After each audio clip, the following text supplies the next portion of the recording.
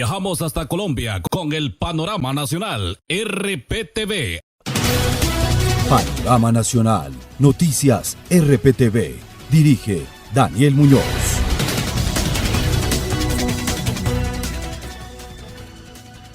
Los saluda Yair Díaz, es un gusto acompañarlos en este Panorama Nacional de la Agencia de Noticias RPTV.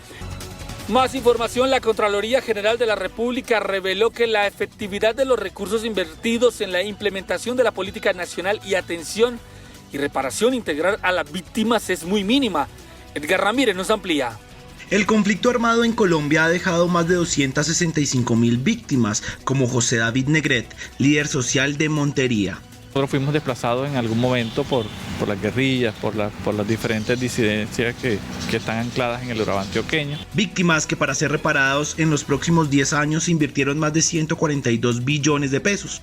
Recursos que tienen serias irregularidades en su ejecución, como lo menciona el Contralor Delegado para el Postconflicto, Juan Carlos Gualdrón. Hallazgos fiscales relacionados con, por ejemplo, en la ley de víctimas, cerca de 700 millones de pesos que han sido girados para personas que aparecen en el registro de la Registraduría Nacional del Estado Civil como fallecidas.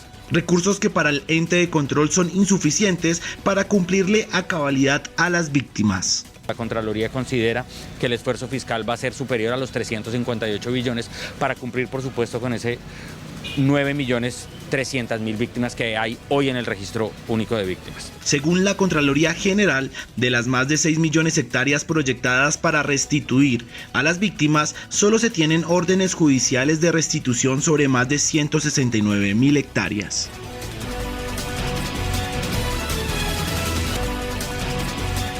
Muy bien, este era el Panorama Nacional de Noticias RPTV. A ustedes que tengan un feliz día.